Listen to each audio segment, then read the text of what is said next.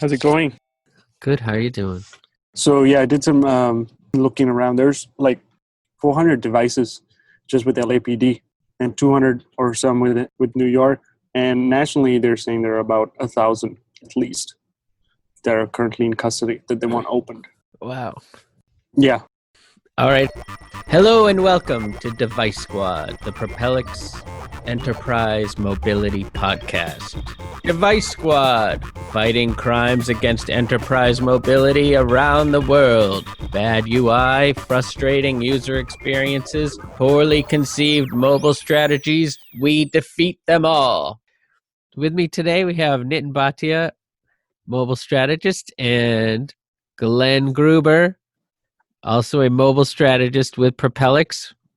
This is an update on our earlier podcast from a couple of weeks ago that talked about the situation between Apple and the FBI. As you'll recall, Apple rejected a judge's order to help the FBI hack into the iPhone of one of the San Bernardino shooters, calling the action, quote, an overreach by the U.S. government. The FBI has now suddenly dropped its case against Apple, claiming that they were able to successfully break into the phone themselves through the use of a third party that they will not identify.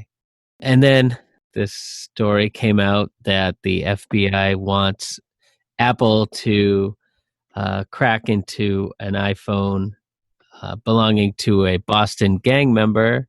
So, guys, what do you think? Right off the bat, I'm a ultra skeptical guy. So, do we actually believe the FBI when they say that they were able to break into the phone? Is there any reason why they would lie?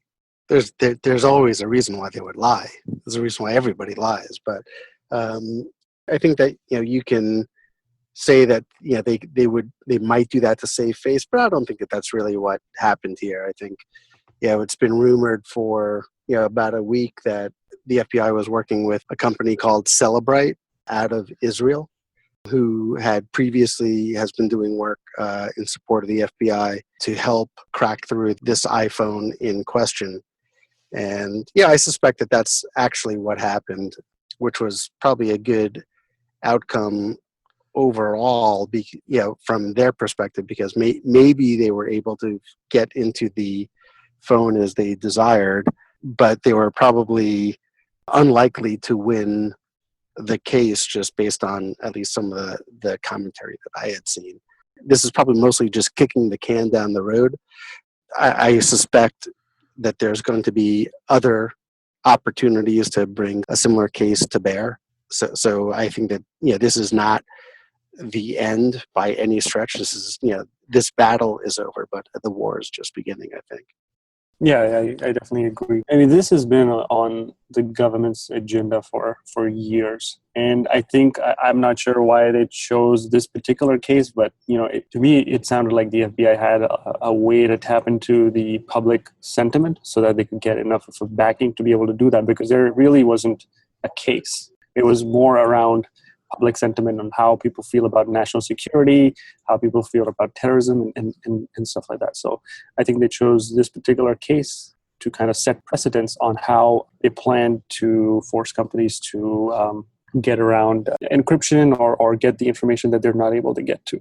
Because, I mean, it just sounds silly that the FBI was forcing Apple when there are hundreds of other ways to be able to get into the device and get the information that they need. You think FBI was waiting for like a high profile case that involved, international terrorism versus Absolutely. just a gang member in Boston? Yeah, exactly.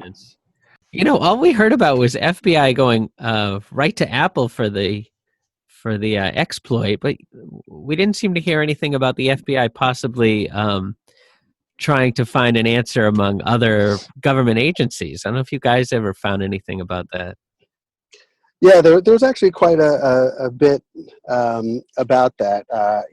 For one, there was a number of people in the counterterrorism and intelligence sectors that kind of came out against the FBI and supported Apple. One was Richard Clark, who was head the counterterrorism chief for Bush just before 9/11. He recently came out strongly against the Justice Department and the FBI in this one. And a couple of really good quotes from him were, if I were in the job now, I would have simply told the FBI to call Fort Meade, the headquarters of the NSA, and they would have solved this problem for him. But they're not as interested in solving this problem as they are in getting legal precedent. And he further went on to say that every expert I know believes that NSA could crack this phone. They want precedent that the government can compel a computer device manufacturer to allow the government in. So that is kind of pretty damning. And there was another quote, some commentary from retired General Michael Hayden, who was the former head of both the NSA and CIA, who also felt that they were going a little bit in the wrong direction. Mostly because he felt that encryption is important, to the security, of government systems as well as, to individuals. He actually was hoping that there would be a little bit more of a balance, as well. I actually have a quick quote from him here.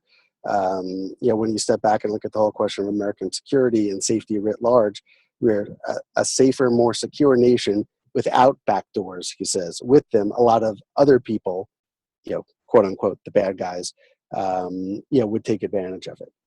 So, I think that here are two guys who clearly know all about intelligence and counterterrorism, and they seem to be more on the side of Apple than they were on the side of the FBI in this case.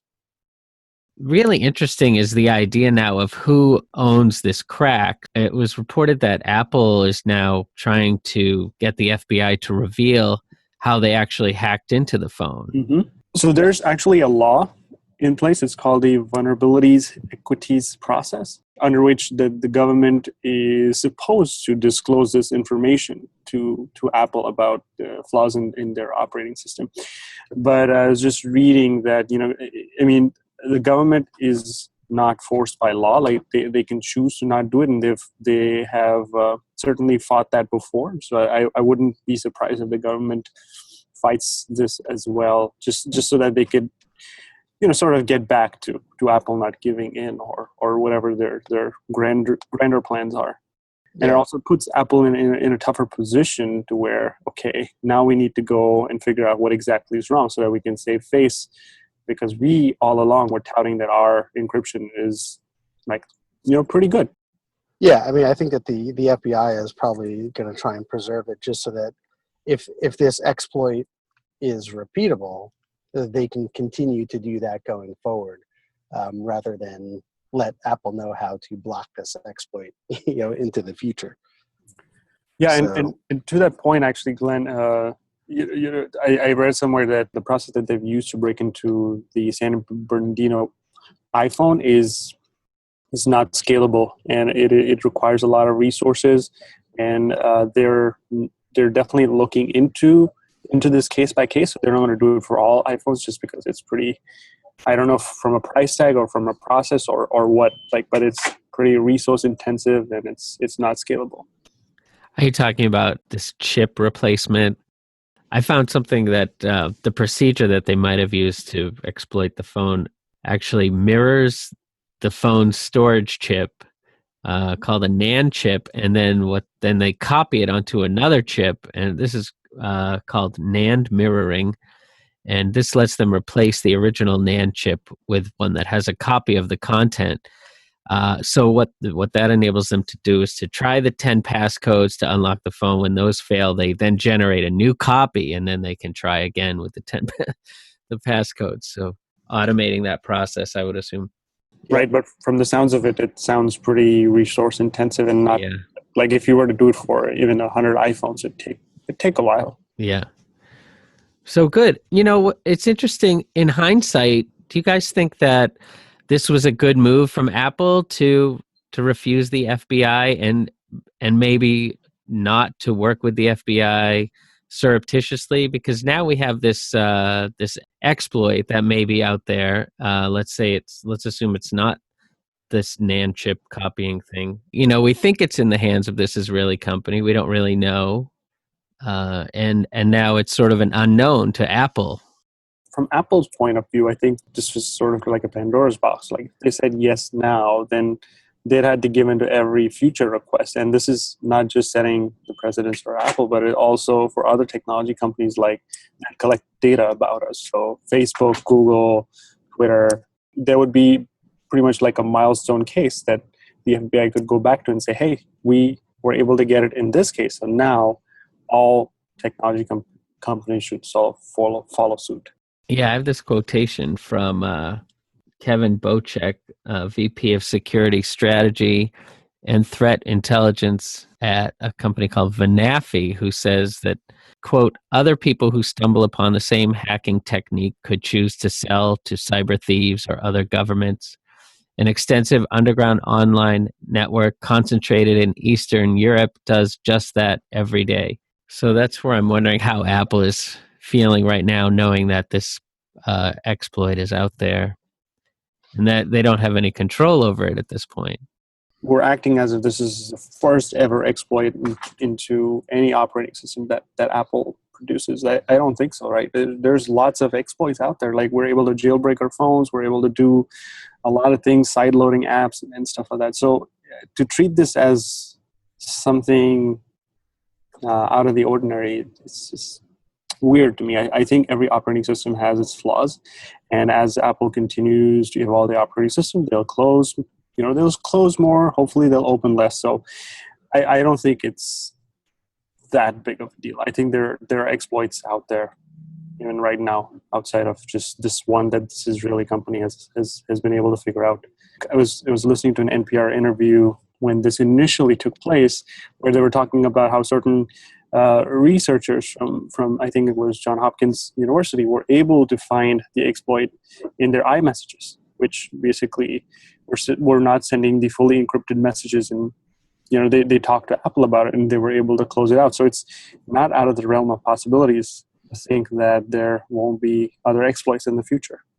What kind of a time frame do you think Apple is looking for from the FBI? How do you think they're going to go about demanding? You think they're now going to have to file suit against the FBI in order to get this hack from them and so they can fix it?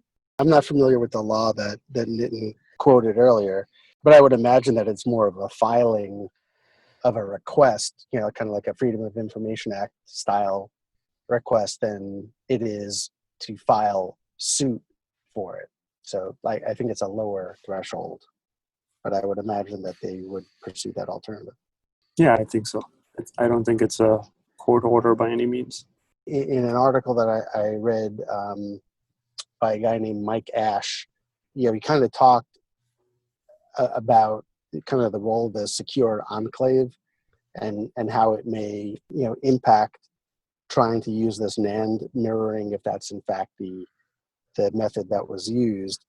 It's a complete kind of another set of circumstances, and that the NAND mirroring would not actually work in the same manner because there's the UID that's in the secure enclave is tied to hardware. It kind of acts as the key to the encryption in a different manner than is on the 5C that's being used, and so therefore it doesn't appear that the NAND mirroring is going to work quite as well. So I think it's like a completely different ball of wax, and that's probably just one other method that and God knows what we're going to see in iOS 10 that's going to come out of WWDC this year, which I'm sure will have even more layers of stuff that was already planned on, let alone a reaction to what just happened.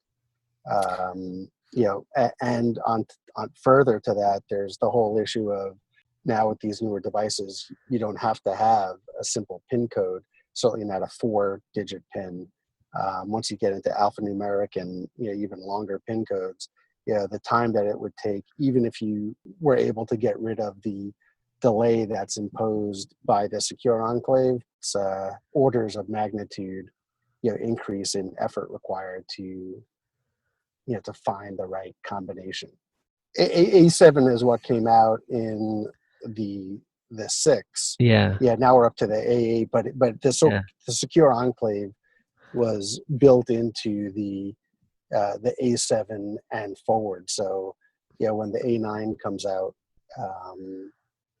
you're gonna see that there as well.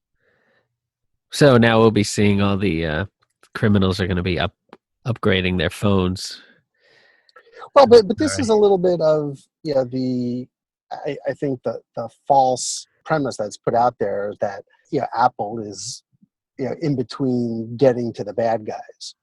Yes, there's encryption on a device level for within iOS, but even if you're to break that, there's all sorts of other secure and encrypted messaging applications that are available, even if you had a completely unencrypted device itself.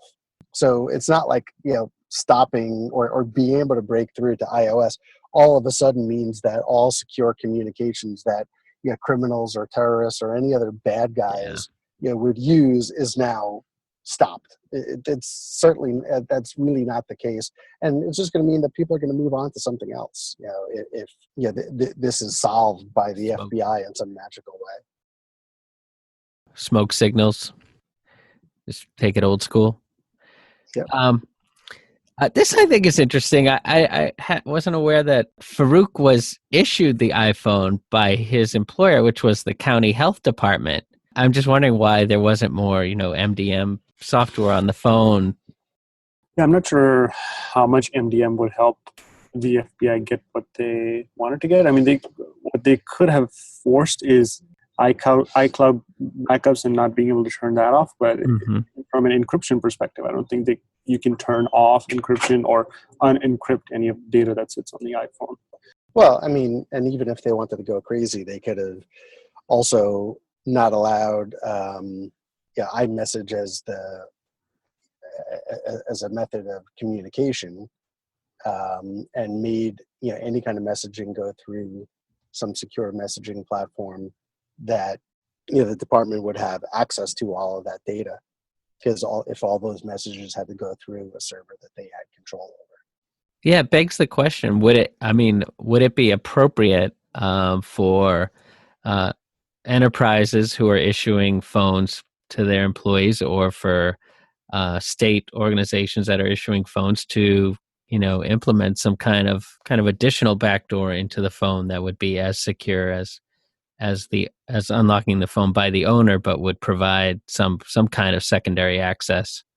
That's certainly a tough one, but there's certainly you probably could do something to enforce daily backups, so that at least the information that is on the device could be retrieved up to a pretty short time frame. And then there are certainly companies that are highly regulated that kind of shut off all communication methods other than ones that they can get access to all of that data, because they need that for compliance and regulatory reasons. Like, that kind of stuff happens. It's why for a long time, BlackBerry was still in use, because you were able to capture all of the messaging that happens over BBM, on your servers, which you would need for compliance. There are ways to do that are not completely intrusive. It kind of comes to an issue which I've seen a number of times, that people have the potential for security on the device, but doesn't mean that a lot of companies are actually implementing all of that capability. Yeah, so a lot of questions still remain around this, and it'll be interesting to see in the coming months what happens. The FBI, with Apple, with Cellebrite. And one thing we do know for sure, though, is that this will probably nullify Farouk's warranty. Okay. And that's my closer. There's a long way to go until this story is done. I will say that if you were an investor in Cellebrite, or actually more correctly in Japan's Sun Corporation, which owns Cellebrite, their shares are up 40% since March 21st. So Really? probably did really well. Of course, just remember that past, how does that phrase go? Past performance is not indicative of future results. There you go. Thank you. All right. Well, that's it. You've just listened to yet another episode of Device Squad, the enterprise mobility podcast from Propellix. Stay tuned for the next episode. And thank you, Nitin and Glenn, for hopping on such short notice. Sure. Thanks, Steve. All right. Bye-bye, everybody. All right. Bye, guys. Bye.